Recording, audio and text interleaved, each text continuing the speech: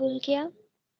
अब वक्त है कि हम खुदावंद के जिंदा पाक कलाम को उसके खादिम के जरिए सुने। तो मैं बड़े इज्जत और एहतराम के साथ पास्टर मैथ्यू सेबेस्टियन को वेलकम करती हूँ। Welcome sir. थैंक यू बेटा, खुदावंद आपको बहुत बरकत दे। Praise the Lord. हम खुदावंद का शुक्र करते हैं, उसकी तारीफ करते हैं तमाम लोगों के लिए जो यहाँ पर मौजूद हैं, कि खुदावंद खुदा तेरा लहू हमेशा तेरे लोगों के साथ रहे। खुदावंद खुदा खुदा जिस तरह तू हमारी देखभाल करता है खुदावंद, हमने आज शुक्रगुजार हैं खुदा बाप तेरे बेटे के लिए, उस फिदिया के लिए, उस लहू के लिए, उस सलीबी कुर्बानी के लिए जिसके जरिए खुदावन तूने हमें जिंदगी दी है, बल्कि कसरत की जिंदगी दी है। हमने आज शुक्रगुजार हैं खुदावन तेरे कलाम की रोशनी के लिए कि खुदावन तू हमें बार बार ताजगी, इस कलाम से ताजगी बख्शता है। खुदावन सबके साथ रहना है, खुदावन सबको भारी बरकत देना। आमीन। मेरी तरफ से, मेरी वाइफ शाज़े की तरफ से, मेरे बच्चों की तरफ से, कनाडा से आपको सबको खुदावंद की सलामती हो, खुदावंद की मोहब्बत, खुदावंद का लहू आपकी ज़िंदगी पे हमेशा मौजूद रहे। पास्टर लतीफ़ जब गीत गाने को थे तो पास्टर लतीफ़ बता रहे थे कि शायद हमारी आवाज़ें इतनी अच्छी नहीं होती है, मगर हम खुदावंद को दिल से गीत गाते हैं, और ये बहुत इम्पोर्टेंट है। अजीज़ों, मेरी मादरी ज़बान तमिल है। मैं मेरा जो बैकग्राउंड है, मैं साउथ इंडिया का हूँ, तो मेरी मादरी ज़बान तमिल है। फर्स्ट ज़बान जो मेरी वालदा की है वो तमिल है। इंग्लिश मैंने स्कूल से सीखा, फिर मैंने उर्दू और फिर हिंदी। पंजाबी में थोड़ा बोल लेता हूँ क्योंकि मेरी वाइफ पंजाबी है, और मैं पांचवी ज़बान मेरी जो है वो है स्पीकिंग इन टंग्स। और जब मैं कलाम करता हूँ तो मुझे खुशी होती है कि जब मैं उर्दू में कलाम करूँ।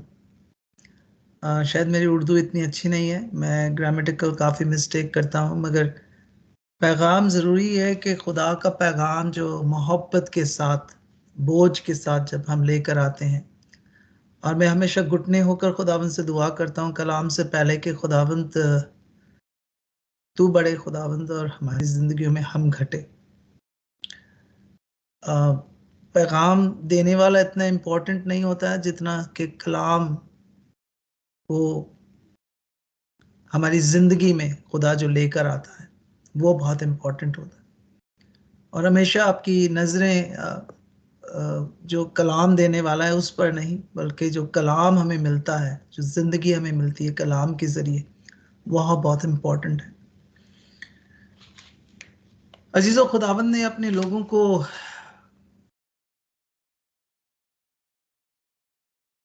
ना सिर्फ खुशियाँ, बरकत, बल्कि कलाम में लिखा है कि जब तुम मेरे पीछे आओगे तो मेरी सलीब उठा कर आना। तो मसीही जितने लोग खुदावंद के पास आते हैं तो खुशियों के साथ साथ अजीज़ों मुश्किलात, मुसीबत, तकलीफ, दुख, ये सब जिंदगी का हिस्सा है, मसीही की जिंदगी का हिस्सा है। इस तरह हम गम की जिंदगी से भी गुजरते हैं, गमगीन भी होते हैं, ऐसा वक्त भी आता है। यीशु मत्ती की अंजील उसके 5 बाप उसकी 4 आयत में फरमाता है, मत्ती की अंजील 5 बाप उसकी 4 आयत में, मुबारक है वो जो गमगीन है, जो वो तसल्ली पाएंगे।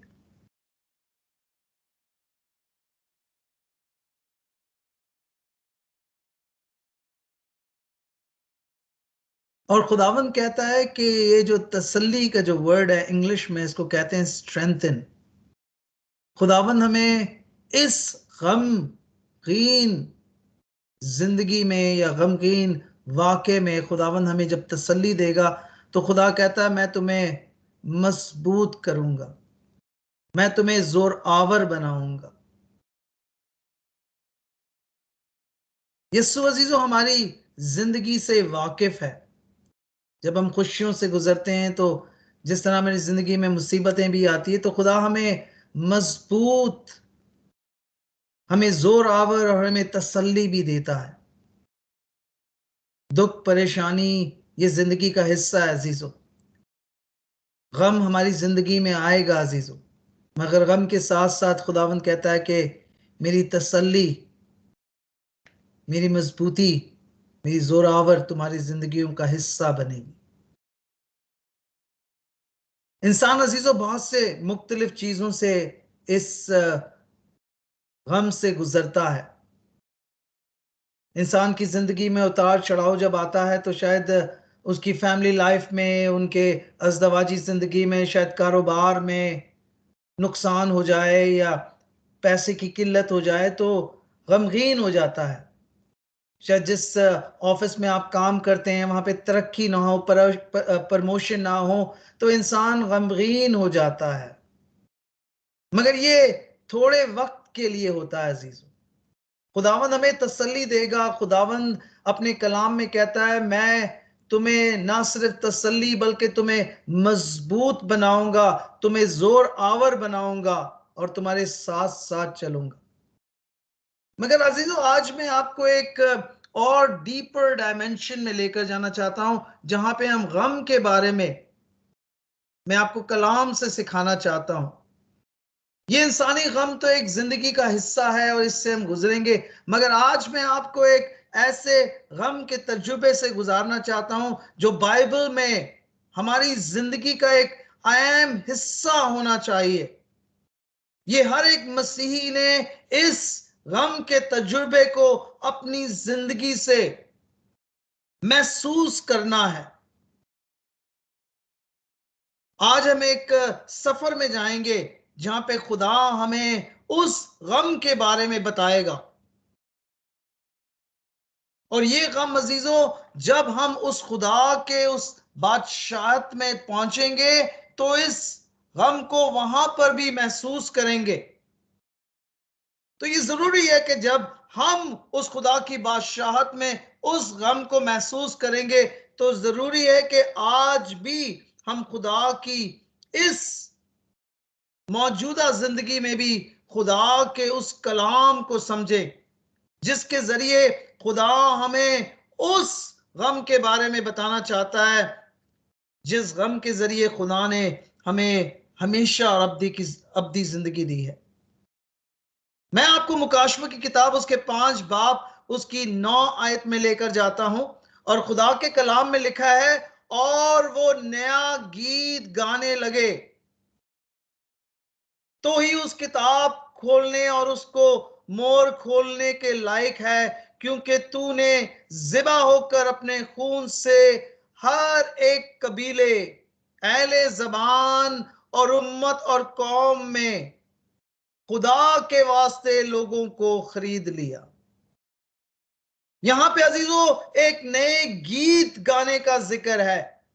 जब हम आसमान पे होंगे, उस खुदा की बादशाही में होंगे, तो एक नया गीत गाएंगे। वहां पे किताब का भी जिक्र है, वहां पे मोहर का भी जिक्र है कि वहां पे ये तमाम चीजें खोले जाएगी, मगर जिबा होने वाले बर्रे का भी जिक्र है। ये गीत अजीजों उस लहू पर, उस जिबा के लिए तमाम जो वहां पे उम्मत, लोग, कौम, हर जबान के लोग वो गीत गाएंगे उस जबा और उस बर्रे के खून के लहू के लिए जिसके वसीले से हम खरीदे गए हैं। अजीजों, ये खुदावंद के लोग हैं जिनको यस्सु ने अपने लहू से, उस खून के बर्रे से उसने हमें खरीदा है। और आज जब आप इस गीत को गाते हैं तो ये गीत सिर्फ यहां पर नहीं बल्कि आसमान पर भी आप ये गीत गाएंगे। और ये गीत कैसा होगा? खुदा के कलाम में लिखा है, ये नया गीत होगा। जितनी बार आप खुदा के हजूर में, उस खुदा की बादशाहत में, उस खुदा के तख्त के सामने, उस खुदा के बर्रे के जिबा होने और लहू के गीत गाएंगे, एक नई ताजगी के साथ गाएंगे, एक नई उमंग के साथ गाएंगे। जितनी दफा आप गीत गाएंगे, बार बार वो गीत नई ताजगी में तब्दील हो जाएगा। हम बहुत सारा गीत गाते हैं, आज भी लोगों ने बहुत खूबसूरत गीत गाया है, खुदा की हमद व सना की है। हम कहते हैं हमारा खुदावंद निजात देहिंदा है, मसीहा है। मगर अजीजों, इस कुर्बानी को जब हम गीत गाते हैं तो हमने अपनी जिंदगी में देखना है इस गीत को कि खुदा हमारी जिंदगी में इस गीत के जरिए क्या तसल्ली लेकर आता है। आज बहुत से दफा अजीजों हमने कलाम को हमने पढ़ा होगा, हमने सुना होगा यस्सु के लहू के बारे में, यस्सु के कुर्बानी के बारे में, और बार बार जब हम खुदा के कलाम को सुनते हैं तो या शायद हमारा तजुर्बा होता है, शायद मेरा भी, जब बहुत पहले जब मैं कलाम सुनता था तो हमारा तजुर्बा था कि ये तो कलाम हमने पहले सुना है, खुदा की कुर्बानी की बात तो हमने सुनी है, ये सलीबी मौत के बारे में तो हमने बार बार सुना है, ये खुदा का फिदिया, खुदा के गुनाहगारों के फिदिया देना, यस्सु के लहू के बारे में, यस्सु की अजियत और दुख से, ये बार बार हमने कलाम सुना है, बार बार हमने इस गीत को हमने गाया है। मगर अजीजों, खुदा का कलाम कहता है कि आखिरियत में अजीजों, जब हम खुदा की बादशाहत में होंगे तो ये गीत अजीजों नई ताजगी के साथ जितनी बार आप गाएंगे ये ताजा दम होगा अजीजों। ये नया गीत बार बार हमारी जिंदगी में, नए गीत का मतलब है कि जितनी बार आप गाएंगे ये आपके लिए गीत नया ही होगा। मैं और मेरी वाइफ शाजी अजीजों, जब हम अपने बच्चों के साथ रात को जब परस्तिश करते हैं, मेरे बच्चे परस्तिश के बगैर सोते नहीं है अजीजों। हमारी फैमिली हमेशा हम जमीन पर बैठकर परस्तिश लगाते हैं और परस्तिश में हम गीत गाते हैं। तो मैं अपने बेटे को हमेशा कहता हूँ कि वो जरा, अब छोटा है, अभी कल ही उसका बर्थडे था, 11 साल का है, तो मैं उससे कहता हूँ, मैंने कहा बेटा जब आप गीत गाते हैं तो आप जरा रिफ्लेक्ट करें, समझें, मेडिटेट करें कि क्या गीत में क्या खुदावंद आपसे कह रहे हैं। कभी कभार वो बच्चों का गीत होता है ना, जीसस लव्स यू, कि खुदावंद मुझसे प्यार करता है, तो हम गीत लगाते हैं। तो मैं उनसे कहता हूँ कि आप थोड़ा ध्यान दें गीत के ऊपर, थोड़ा समझें गीत को, ताकि खुदा का कलाम, खुदा की बातें हमारी जिंदगी का हिस्सा बन सके।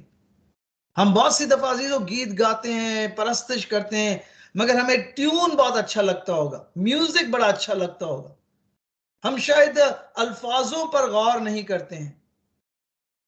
अल्फाज भी अजीजों बहुत जरूरी है, वो अल्फाज जहां पे हम खुदावंद की लहू के बारे में, खुदावंद की मौत के बारे में, खुदावंद की अजियत के बारे में बार बार जब हम गीत गाते हैं, वो हमारी जिंदगियों का हिस्सा है अजीजों, वो सिर्फ अल्फाज नहीं है। और आज खुदा के कलाम में हम सुनते हैं कि आखिर में अजीजों, मुकाशवा की किताब में ये नया गीत उस फिदिया, उस लहू, उस जिबा करे हुए बर्रे के बारे में, उस लहू और खून के बारे में तमाम कौम, तमाम उम्मत, तमाम लोग ये गीत गाएंगे अजीजों, जिस लहू से हम खरीदे गए हैं अजीजों।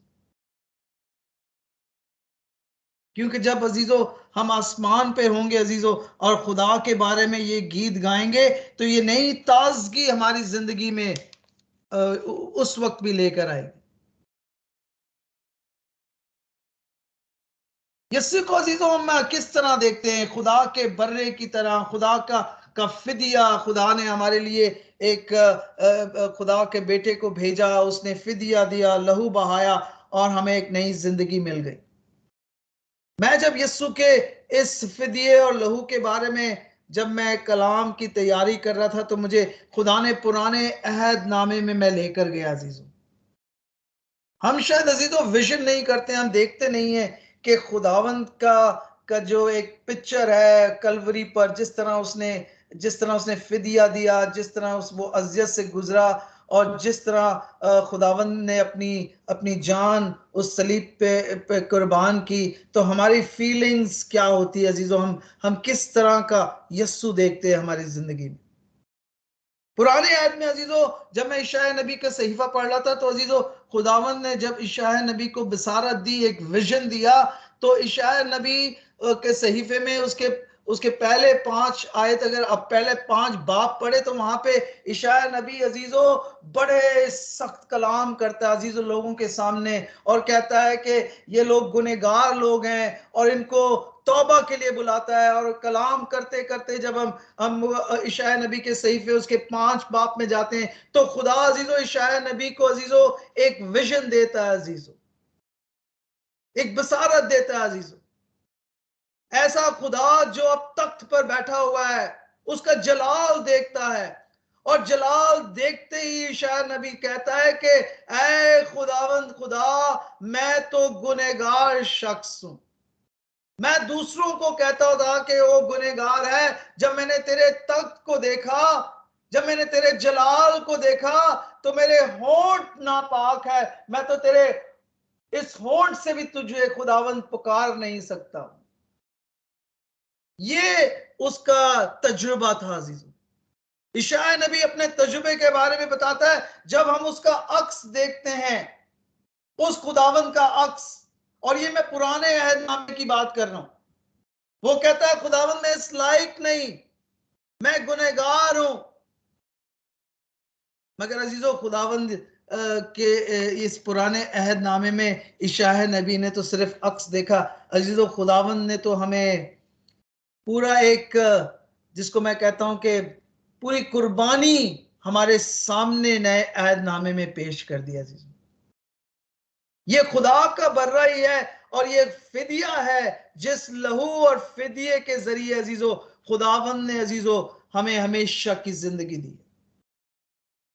मेरी इब्तिदाई मिशनरी वर्क में अजीजों जब मैंने मिनिस्ट्री शुरू की थी, तो मैंने हजारों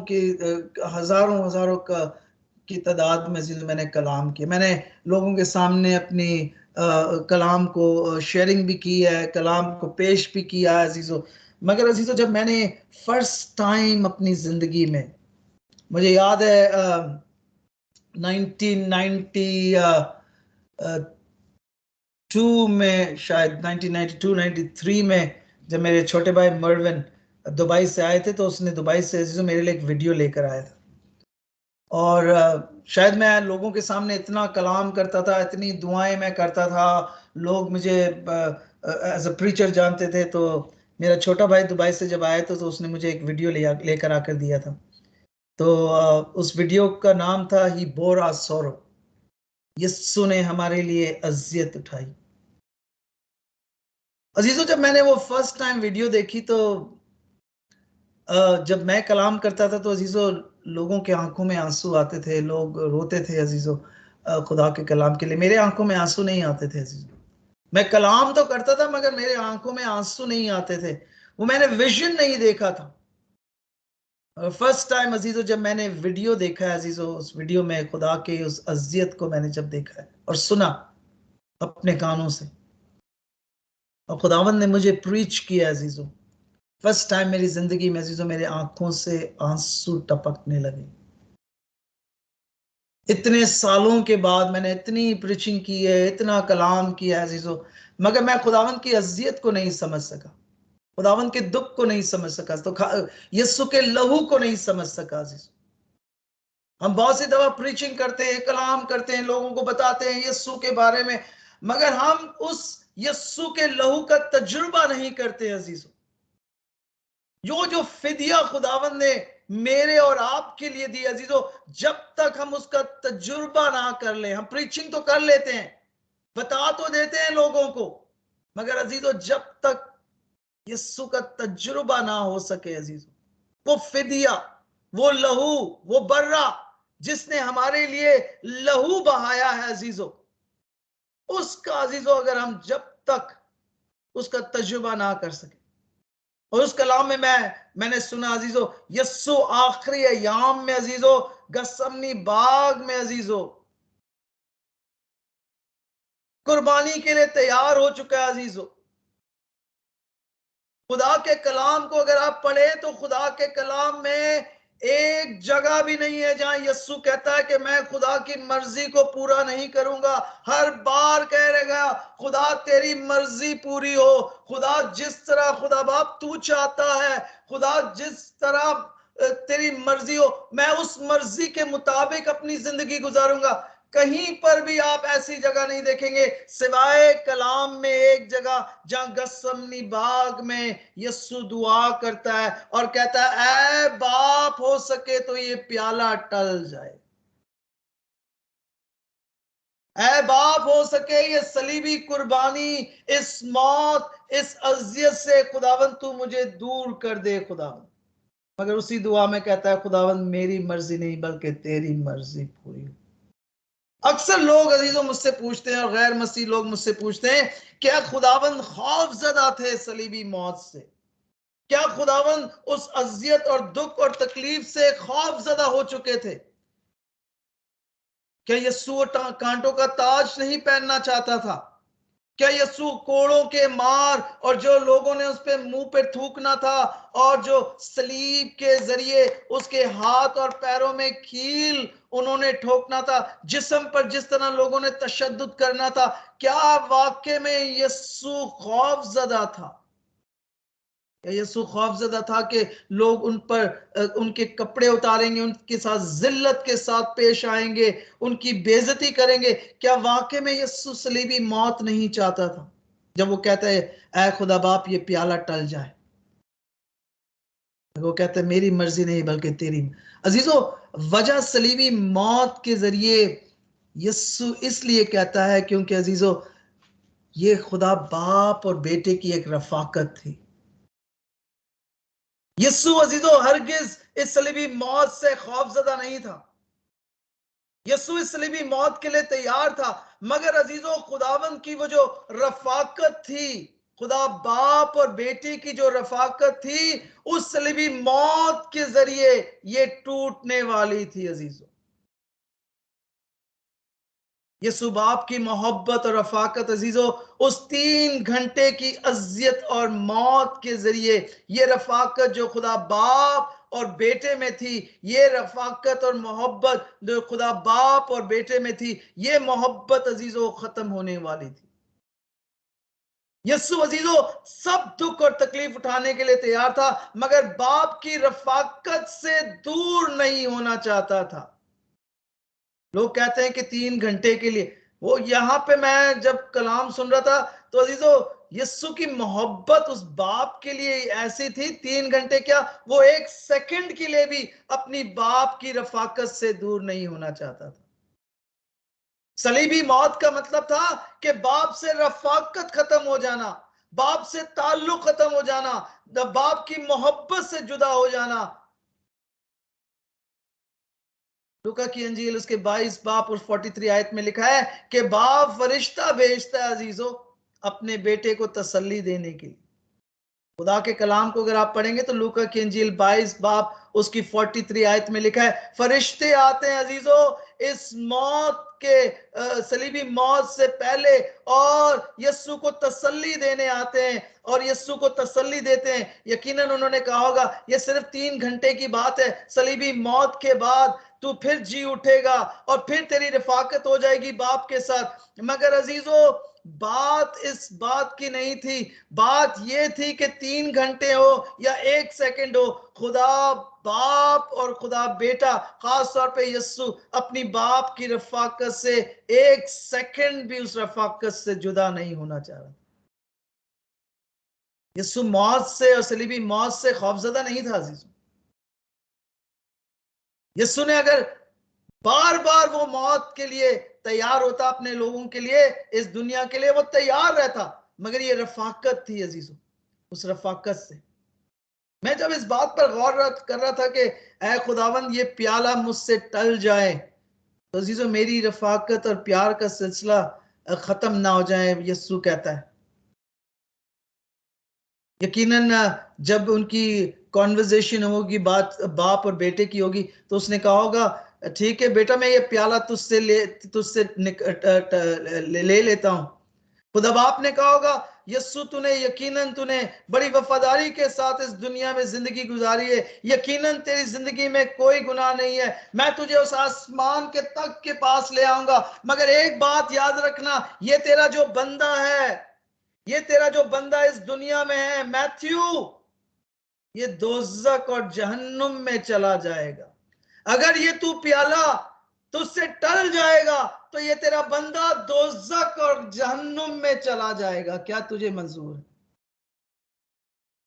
यीशु ने यकीनन उस बात को पर गौर की। उसने कहा कि मेरे अपने बंदे मैथ्यू को दोज़ख और जहन्नुम में जाने नहीं दूंगा। ऐ खुदा बाप, मैं सलीबी मौत के लिए तैयार हूं। ये अजीजों बड़ी कुर्बानी थी यीशु की।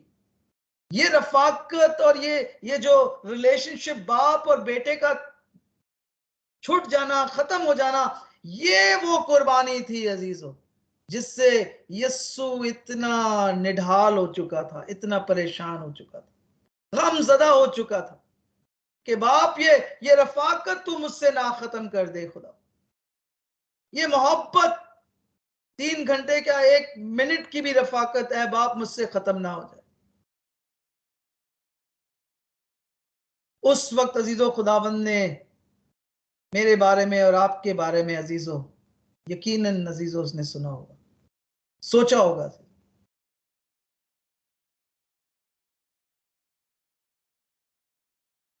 खुदा के बर्रे की कुर्बानी, यस्सु के लहू की कुर्बानी अजीजों, हमारी कुर्बानी का कोई जवाज नहीं अजीजों। मैं पूरी जिंदगी अजीजों कलाम कर लूं, मैं पूरी जिंदगी लोगों को खाना खिला लूं, मैं पूरी जिंदगी अजीजों मैं रोजे रख लूं, मैं सिजदे में गिर जाऊं, यस्सु की उस कुर्बानी के लायक अजीजों मैं ठहर नहीं सकता।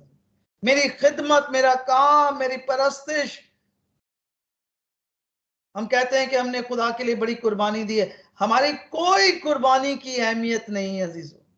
हम जितनी भी कुर्बानी कर लें अजीजों, जितनी भी प्रीचिंग कर लें अजीजों, हमारी इस कुर्बानी अजीजों उस तरह है जिस तरह पानी की बूंद या पानी का कतरा जो एक समुद्र में हम डाल देते हैं, शायद वो पानी का बूंद और कतरा भी ना हो अजीजों। और ये मैं आज आपको अपना तजुर्बा सुना रहा हूं अजीजों, मैं प्रीचिंग नहीं कर रहा हूं, मेरा तजुर्बा है अजीजों। ये मेरा तजुर्बा था जब मैंने फर्स्ट टाइम जब खुदा को मैंने तजुर्बा किया अजीजों, उसकी सलीबी मौत के बारे में अजीजों, जो फिदिया उसने दिया अजीजों, और जो रफाकत से अजीजों अपने बाप से दूर हो गया अजीजों। ये वो तजुर्बा था जो अजीजों आपके दिल पर असर करना अजीजों बड़ी जरूरी है। आप जितना भी कलाम अजीजों सुन लें, मगर अगर ये कलाम की हकीकत आपकी जिंदगी का हिस्सा ना बने, जिसके जरिए खुदा ने फिदिया दिया अजीजों आपके लिए, वो लहू बहाया अजीजों आपके लिए, मेरी दुआ है कि अजीजों आप जितना भी कलाम सीखें और सुने और पढ़ें, और मगर ये जो तजुर्बा है अजीजों, मेरी दुआ है कि लोग इस तजुर्बे से गुजरे कि हमारा खुदावंद खुदा ने जिस तरह उस रफाकत को खत्म करके और मेरी और आपके खातिर अजीजों उसने वो फिदिया दिया, वो खून का फिदिया। यीशु से अजीजों सबसे बड़ा जो मुश्किल और फैसला था अजीजों सलीबी मौत था। यीशु के लिए कोड़े खाने, अजियत और दुख उठाना, ये जिंदगी का ये जिस्मानी तमाम जो चीजें, ये खुदावंद यीशु मसीह से गुजरता सकता था अजीजों, तैयार था, मगर वो रफाकत खुदा बाप से। आज मैं और आप अजीजों दोजक और जहन्नुम में इसकी आग में से इसलिए बचे हुए क्योंकि यीशु ने वो फैसला किया अजीजों उस सलीबी मौत का। यही वजह अजीजों मत्ती की अंजील उसके 27 बाप और 49 आयत में लिखा है, जहां पे यीशु कहता है, और तीसरे पहर जब करीब हुई, यीशु ने बड़ी आवाज से चिल्लाकर कहा, एली एली लम्बक्सानी, यानी कि उसका मतलब है, ए खुदा तूने मुझे क्यों छोड़ दिया है। ये पहली बार है वो अपने उस आसमानी बाप को बाप करके नहीं बल्कि खुदा करके पुकारता है, क्योंकि ये सलीबी मौत अजीजों ये खुदा का एक जो रफाकत थी ये खत्म होना जरूरी था। ये रफाकत खत्म ही हुआ और अजीजों वहां पर हमारी जिंदगी की आगाज शुरू हुई है। इस कुर्बानी की रफाकत, इस कुर्बानी की फिदिया और रफाकत उसके बेटे और उसके बाप के खत्म होने के बाद ही गुनाहों का कफारा पूरा हुआ। मौत पर खुदा ने फतह हासिल की, हमने हासिल किया। शैतान और इब्लीस को हमेशा के लिए शिकस्त उस सलीब पर उस वक्त हुई जब यीशु ने हां करके उस मौत को, सलीबी मौत को कबूल किया और अपने बाप से रफाकत का रिश्ता 3 घंटे के लिए तोड़ दी।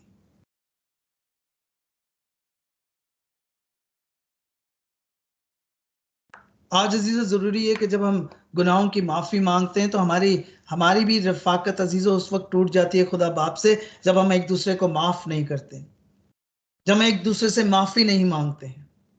हमारी जिंदगी में भी अपनी जिंदगी का हिस्सा अजीजों जरूरी, हम देखते हैं कि ये जरूरत नहीं हम फील करते हैं कि हम जी खुदा बाप के साथ रफाकत रखें, क्योंकि हम महसूस ही नहीं करते हैं। हम कहते हैं चलो जी माफ करें, नहीं करें, उसने माफ किया हमें, हम माफ नहीं करेंगे। ये रफाकत अजीजों हमारी टूट जाती है खुदा बाप से जब हम एक दूसरे को माफ नहीं करते, जब हम एक दूसरे से माफी नहीं मांगते।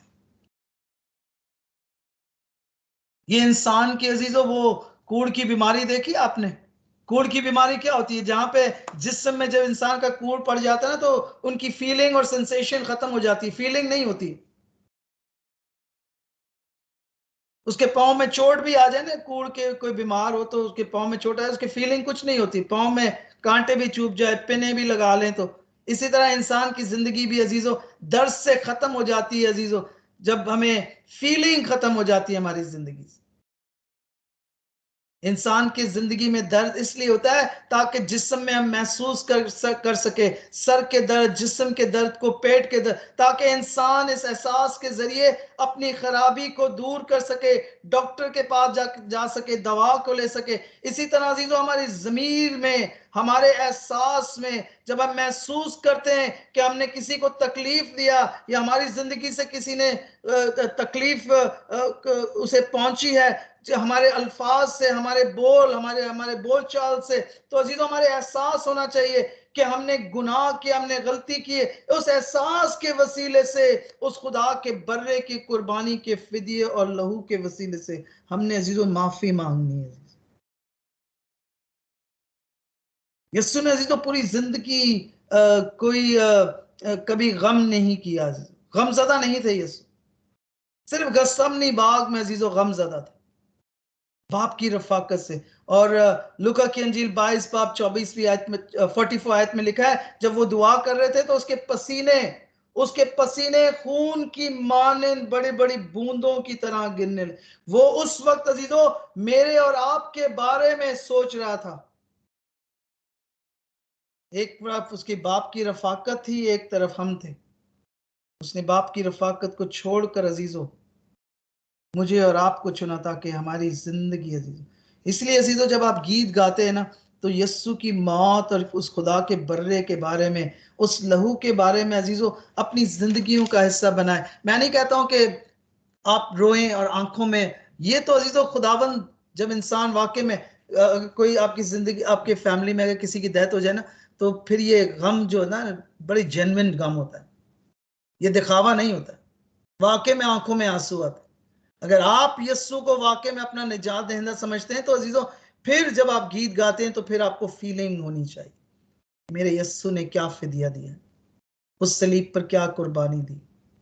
और उसके जरिए अजीजों इस रोजों के अयाम में जब हम ईस्टर की तरफ जा रहे हैं तो अजीजों जरूरी है कि इस अयाम में खुदावंद की अजियत को, उस रफाकत को भी समझें कि क्या कुर्बानी खुदावंद ने दी हमारे लिए। और इस रफाकत के जरिए ही खुदा ने उस मौत को, इब्लीस के उस आखिरी प्लान को खत्म किया अजीजों।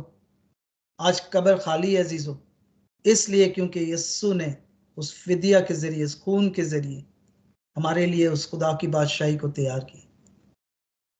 तो ये अजीजों ये सिर्फ ये वक्ती तौर पर नहीं है कि जी हमने गीत गा लिया, हमने खुदा के कलाम को, खुदा के गीतों को समझें अजीजों कि हमारे यीशु ने हमारे लिए क्या फिदिया दिया है, और इसको तजुर्बा करें अजीजों। ये तजुर्बा करना, समझना अपनी जिंदगी में और दिलों में और अपनी जिंदगियों को का हिस्सा बनाना बड़ी जरूरी है, ताकि इसके वसीले से खुदा जो आपको तसल्ली देगा, खुदा जो आपको इत्मीनान देगा, ये वो इत्मीनान है जो मिती की इंजील 5 पाप की 4 आयत में खुदावंद कहता है कि जो गमज़दा होंगे मैं उन्हें तसल्ली दूंगा। आए खुदावंद की तरफ जाएं, खुदावंद से दुआ करें कि हमारा ऐसा खुदावंद है जिसने हमारे लिए फिदिया और खून दिया ताकि हम हमेशा की जिंदगी में कायम रहें। खुदा मुझे और आपको उस लहू में कायम होने की तौफीक अता फरमाए। आमीन।